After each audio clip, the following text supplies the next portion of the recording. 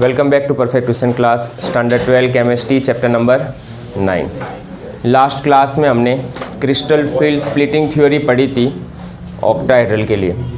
उसके बाद एक और छोटा सा क्लास था T2G और EG, उसका मीनिंग क्या होता है वो। अब उसी से रिलेटेड CFT थ्योरी पढ़ेंगे आज इन टेट्राहेड्रल कॉम्प्लेक्स। तो CFT इन tetrahedral complex chapter number 9। CFT इन टेट्राहेड्रल कॉम्प्लेक्स।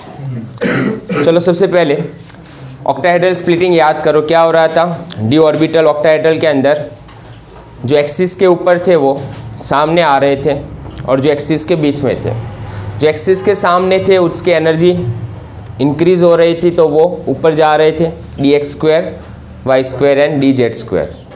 और जो एक्सिस के बीच में थे कौन कौन से dxy dyz एंड dzx, उनकी एनर्जी क्या हो जाती थी, उससे थोड़ी कम हो जाती थी। वेरी सेंटर से उसकी एनर्जी कम होती थी और बीच में एक स्प्लिटिंग बन रहा था। ऑक्टाहेड्रल में ये चीज़ थी। Second number, strong ligand and week ligand अगर होता था तो वहाँ पर क्या हो रहा था, gap. Okay, splitting gap strong ligand में ज़्यादा थी जबकि वीक लिगेंड में स्प्लिटिंग गैप कम थी।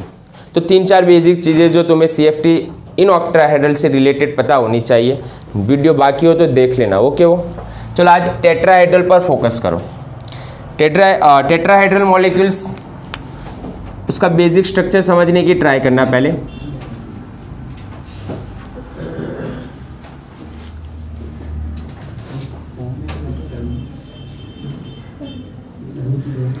टेट्राहेड्रल 3 डायमेंशनली शेप समझने की ट्राई करो। उसमें मेटल और कैसे होता है उसका शेप, ये वाले पॉइंट पर एक, दूसरा ये, थर्ड एंड फोर्थ, इस तरह टेट्राहेड्रल हम शेप इंडिकेट करते हैं। 3 डायमेंशनली बता रहा हूँ।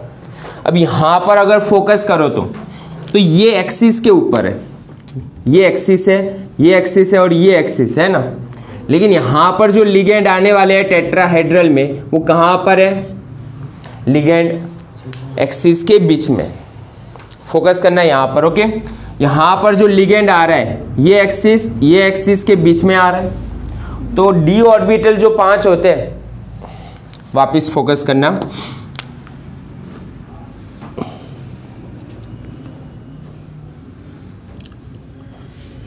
डी के जो 5 ऑर्बिटल्स है उसमें से एक्सिस के ऊपर कौन है और एक्सिस के बीच में कौन है।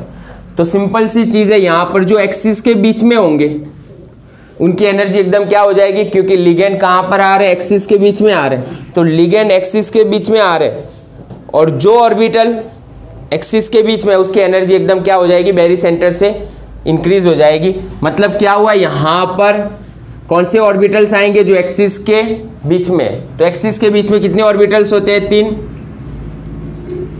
इसलिए गैप या 3 ऑर्बिटल्स ऊपर जाएंगे वेरी सेंटर से। जबकि जो एक्सिस के ऊपर है, तो ये एक्सिस के ऊपर नहीं है, समझ नहीं, ये एक्सिस है ना, लेकिन लिगेंड इससे दूर है तो वहां पर रिपल्सन क्या होगा, उसका कम होगा। तो उसकी वजह से डी के 2 ऑर्बिटल्स जो है ऑन एक्सिस, वो उसकी एनर्जी वेरी सेंटर से कम रहेगी। तो ये कौन से ऑर्बिटल है, dx² y² dz², जबकि ये कौन है, dxy dyz एंड dzx। तो ये स्प्लिटिंग बीच में बन रही है।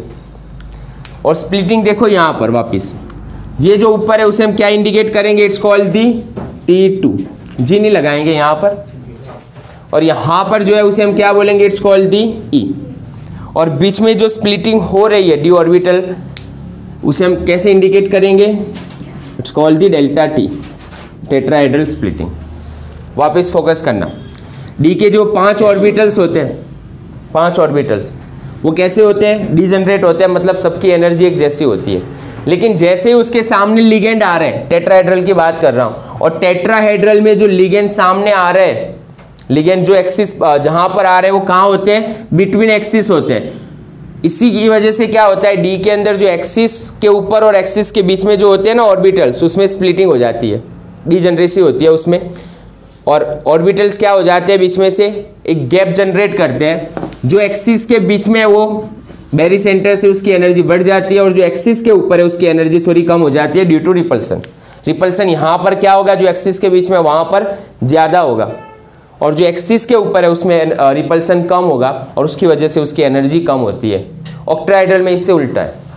ऑक्टाहेड्रल में क्या होता है, ये वाले ऊपर होते हैं जबकि ये नीचे होते हैं। ऑक्टाहेड्रल समझना, ओके। जबकि टेट्राहेड्रल में ये पूरी एनर्जी डी ऑर्बिटल का जो लेवल है ना वो एकदम उल्टा हो जाएगा ऑक्टाहेड्रल से टेट्राहेड्रल में। तो यही है। ऑक्टाहेड्रल में क्या होता है, यहाँ पर इंडिकेट कर रहा हूँ मैं। ऑक्टाहेड्रल याद करो, क्या होता था ऑक्टाहेड्रल में, स्प्लिटिंग हो रहा था, और उसकी वजह से ऊपर कौन से ऑर्बिटल चले जाते थे, जो सामने एक्सिस के सामने थे, और एक्सिस के सामने कौन थे, dx² y² एंड dz²। जबकि एक्सिस के बीच में कौन से थे, ये तीनों थे, dxy dyz एंड dzx, जिसे हम T2g बोल रहे थे, इसे हम EG इंडिकेट कर रहे थे। तो ये ऑक्टाहेड्रल के लिए था। ये दोनों एक्सिस के ऊपर होते हैं, और एक्सिस के ऊपर होते हैं लिगेंड ऑक्टाहेड्रल में, और रिपल्सन ज़्यादा है, रिपल्सन ज़्यादा है इसीलिए उसकी एनर्जी ज़्यादा है। जबकि एक्सिस के बीच में है और उसकी एनर्जी रिपल्सन कम होने की वजह से कम रहती है, बैरी सेंटर से कम रहती है। तो यही है स्प्लिटिंग, यहाँ पर डिफरेंस क्यों है। सेकंड नंबर, टेट्राहेड्रल के अंदर जो स्प्लिटिंग गैप है डेल्टा टी, वो ऑक्टाहेड्रल की कंपेयर में ऑलवेज कम होती है। और कितनी कम होती है, तो 0.45 या 45% ले लो, फ्रैक्शन में 0.45 ले लो, या 4/9 जितनी कम होती है। स्प्लिटिंग समझना, ये स्प्लिटिंग कितनी कम है टेट्राहेड्रल में, ऑक्टाहेड्रल से ऑलवेज इतनी तो कम ही रहेगी, 4/9, और 4/9 ही कितना है, 0.45। ये फोकस करना हो कि बहुत इंपॉर्टेंट स्टेटमेंट है। The splitting in tetrahedral is always less than the splitting of octahedral by 4/9। तो कितनी कम है, 0.45 या 45% जितनी ऑक्टाहेड्रल में स्प्लिटिंग ज़्यादा होती है। क्यों, रीज़न क्लियर होना चाहिए इसका। तो रीज़न सिंपल सा है, टेट्राहेड्रल के अंदर डेल्टा टी के अंदर कितने लिगेंड होते हैं, ओनली 4 लिगेंड है। जबकि ऑक्टाहेड्रल के अंदर कितने लिगेंड होते हैं, 6 लिगेंड है। अब फोकस करो, अगर 6 लिगेंड्स आ रहे तो 6 लिगेंड की वजह से रिपल्सन ज़्यादा लगता है कंपेयर टू 4 लिगेंड।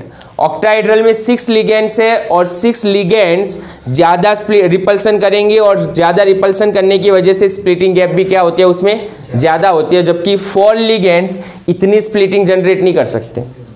तो ये इसका रीज़न यही है क्यों टेट्राहेड्रल स्प्लिटिंग कम होती है। नेक्स्ट, उसके बाद एक और इंपॉर्टेंट स्टेटमेंट, डेल्टा टी मतलब टेट्राहेड्रल कॉम्प्लेक्स के अंदर वीक लिगेंड हो या स्ट्रॉन्ग लिगेंड हो, वीक और स्ट्रॉन्ग, वीक लिगेंड हो या स्ट्रॉन्ग लिगेंड हो, ये गैप में इतना ज़्यादा डिफरेंस ही नहीं आता जितना ऑक्टाहेड्रल में आ रहा था। ऑक्टाहेड्रल में जब स्ट्रॉन्ग लिगेंड था तो गैप बहुत ज़्यादा थी, जबकि वीक लिगेंड में गैप कम रहती थी। जबकि टेट्राहेड्रल में क्या होगा, स्ट्रॉन्ग लिगेंड हो या वीक लिगेंड हो, इतनी ज़्यादा गैप ही जनरेट नहीं होगी। क्यों गैप जनरेट नहीं होगी, नॉट मोर एनर्जी गैप। और क्यों, रीजन क्या है यहां पर, because due to only 4 ligands, only 4 ligands होने की वजह से स्ट्रॉन्ग लिगेंड या वीक लिगेंड इतना ज़्यादा स्प्लिटिंग नहीं कर पाएगा। तो अब इससे होगा क्या समझना, अब जो थर्ड इलेक्ट्रॉन होगा, फर्स्ट इलेक्ट्रॉन यहाँ पर फिल हुआ, सेकंड इलेक्ट्रॉन यहाँ पर फिल हुआ, अब जो थर्ड इलेक्ट्रॉन होगा वो कहाँ जाएगा, क्या पेयरिंग करेगा या ऊपर जाएगा, तो थर्ड इलेक्ट्रॉन ऑलवेज किस में फिल होगा, T2 में। ओके, बहुत इंपॉर्टेंट स्टेटमेंट है। इसकी वजह से क्या होगा, due to this third electron always fill in T2 orbitals. तो कहां पर फिल होगा, T2 ऑर्बिटल में ही फिल होगा थर्ड नंबर का इलेक्ट्रॉन, कभी भी पेयरिंग नहीं होगी यहां पर। तो इसका मतलब क्या हुआ, यहां पर ऑलवेज टेट्राहेड्रल के अंदर ऑलवेज क्या होगा, हाई स्पिन कॉम्प्लेक्स ही बनेंगे। It's only form high spin complex. अगर हाई स्पिन कॉम्प्लेक्स बना रहा है ये, हाई स्पिन कॉम्प्लेक्स मतलब इसमें अनपेयर इलेक्ट्रॉन ज्यादा होंगे, अनपेयर इलेक्ट्रॉन ज्यादा होंगे तो स्पिन मल्टीप्लिसिटी की वैल्यू क्या होगी, ज्यादा होगी, इसलिए हाई स्पिन कॉम्प्लेक्स बोलते हैं। इसमें अनपेयर इलेक्ट्रॉन ऑलवेज ही ज्यादा होंगे। इसके लिए एक सिंपल सा स्टेटमेंट लिखना हो तो डेल्टा टी की वैल्यू ऑलवेज पी से क्या होगी, कम ही होगी। पी क्या थी, energy require for pairing of the electron. तो यहां पर पेयरिंग हो रही है इलेक्ट्रॉन की, नो। स्ट्रॉन्ग लिगेंड या वीक लिगेंड हो कभी भी पेयरिंग नहीं होगी। First electron, second electron, third electron always किस में फिल होगा, T2 में।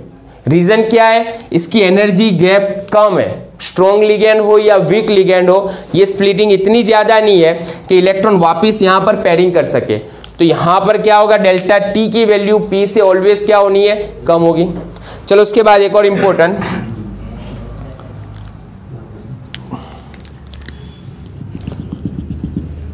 CSFE कैलकुलेट करना है हमें यहां पर। तो उसका फॉर्मूला क्या होगा,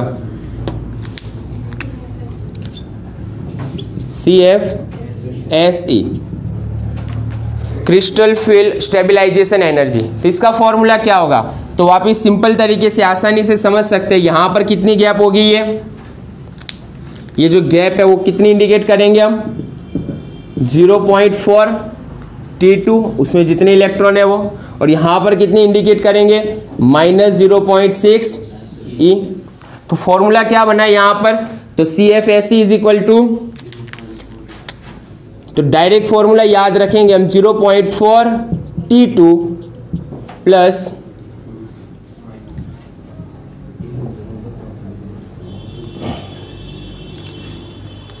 पहले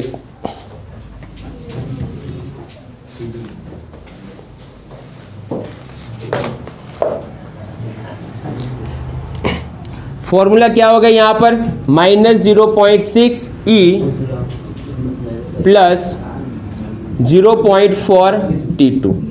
तो ये वाले फॉर्मूला से हम डायरेक्टली क्या कैलकुलेट कर सकते हैं, टेट्राहेड्रल के लिए CFSE कैलकुलेट कर सकते हैं। बेसिक पॉइंट्स ये रहे सारे। वापिस चलो, इन टेट्राहेड्रल्स, CFT इन टेट्राहेड्रल।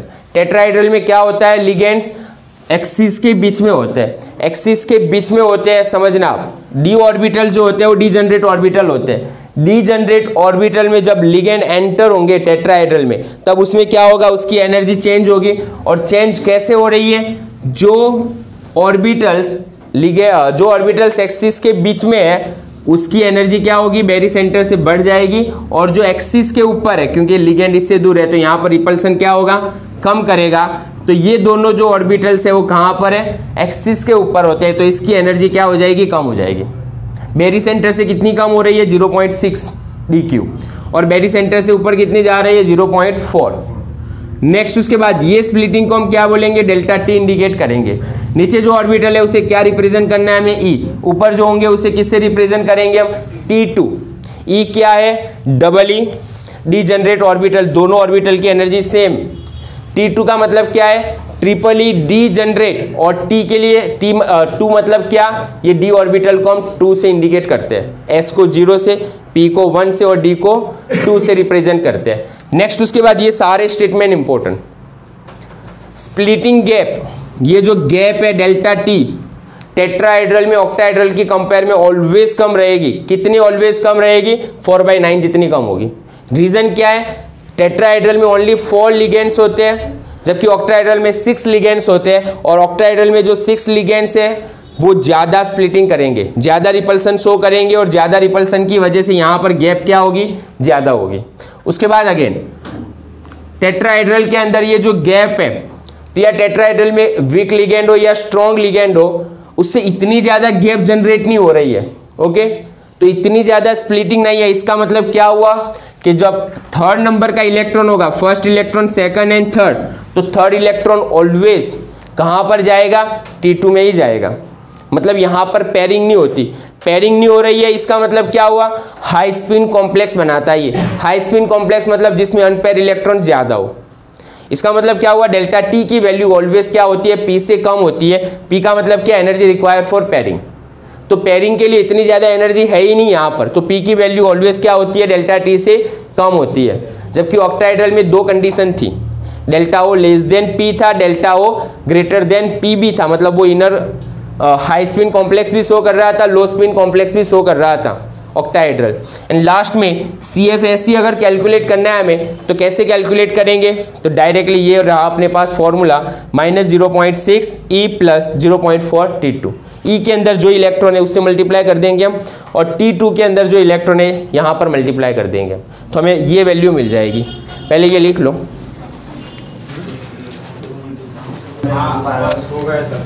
चलो एक एग्जाम्पल ले लेते हैं।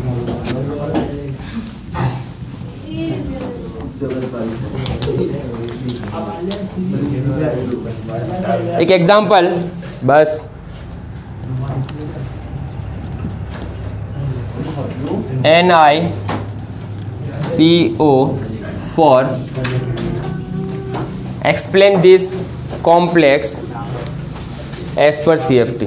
इसका हाइब्रिडाइजेशन समझना, यहाँ पर हाइब्रिडाइजेशन तो नहीं, अनपेयर इलेक्ट्रॉन्स, मैग्नेटिक बिहेवियर और CFSE वैल्यू कितनी होगी वो एक्सप्लेन करना है हमें ये कॉम्प्लेक्स के लिए एज पर CFT। तो फर्स्ट फोकस करो यहाँ पर, चलो निकल ऑक्सीडेशन स्टेट कितना होगा उसका, तो 0, तो 0 है तो कौन से नंबर का है निकल, 28। तो कैसे लिखेंगे हम, argon 3D8 4s2 4p0। Clear है ये। फोकस करना है यहाँ पर, डी में कितने इलेक्ट्रॉन्स है, 8। सेकंड नंबर कौन सा कॉम्प्लेक्स है ये, 4 कोऑर्डिनेशन नंबर है, और पहले ही बोल दिया कि कौन सा है ये, टेट्राहेड्रल है। ओके, अब टेट्राहेड्रल है तो CFT याद करो वापिस, डी के 5 ऑर्बिटल से, डी जनरेट ऑर्बिटल से,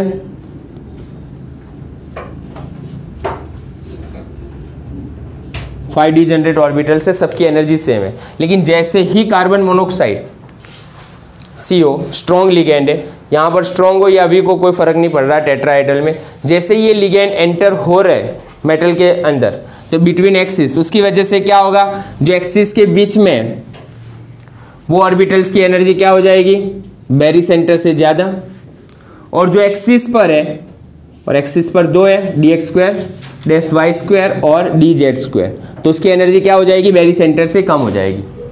ऊपर जो है उसे हम किससे डिनोट कर रहे हैं, T2 से, और नीचे उसे हम E से डिनोट कर रहे हैं। ये गैप को किससे रिप्रेजेंट कर रहे थे हम, डेल्टा T से। ये कौन से कॉम्प्लेक्स है, अब क्लियर होना चाहिए, dx2-y2 एंड dz2, जबकि ये कौन है, dxy dyz एंड dzx है। चलो टोटल कितने इलेक्ट्रॉन्स यहाँ पर फिल करने हमें, 8, वो समझना। टेट्राहेड्रल कॉम्प्लेक्स के अंदर डेल्टा, ये स्प्लिटिंग कितनी होती है, ऑलवेज कम होती है, स्ट्रॉन्ग हो या वीक लिगेंड हो। तो थर्ड इलेक्ट्रॉन ऑलवेज याद रखना यहाँ पर पेयरिंग नहीं करेगा, T2 के अंदर ही एंटर होगा। तो चलो अब इलेक्ट्रॉन फिल कर रहे हैं हम, फर्स्ट सेकंड, थर्ड इलेक्ट्रॉन कहाँ पर जाएगा, यहाँ पर। ओके, 4 5। अब 6 नंबर जो इलेक्ट्रॉन होगा वो पेयरिंग करने जाएगा, तो यहाँ पर एक और इलेक्ट्रॉन और यहाँ पर एक और इलेक्ट्रॉन, देन एक और इलेक्ट्रॉन यहाँ पर इंडिकेट करेंगे हम। क्लियर है, 8 इलेक्ट्रॉन हो गए। अब अनपेयर इलेक्ट्रॉन, ये कॉम्प्लेक्स में अनपेयर इलेक्ट्रॉन कितने हैं, तो अनपेयर इलेक्ट्रॉन 2। मैग्नेटिक मोमेंटम अब निकाल सकते हो तुम, n+2 Bm के फॉर्म में, तो 2.7 के आसपास में आएगा, 2.9 के आसपास में जो भी आ रहा है मैग्नेटिक मोमेंटम 2 पॉइंट समथिंग होगा। चलो नेक्स्ट, उसके बाद CFSE वैल्यू कितनी होगी इसके लिए, तो फॉर्मूला याद करो, -0.6 E + 0.4 T2। -0.6 E के अंदर कितने इलेक्ट्रॉन है टोटल, 4, प्लस 0.4 T2 के अंदर कितने इलेक्ट्रॉन्स है यहाँ पर, 4, तो कितना आंसर आएगा, -2.4 + 1.6, तो आंसर कितना आ रहा है यहाँ पर, -0.8। तो ये कॉम्प्लेक्स के लिए पर्टिकुलर बोल रहा हूँ मैं, CFSE वैल्यू कितनी आ रही है, -0.8 आ रही है। लिख लेना ये।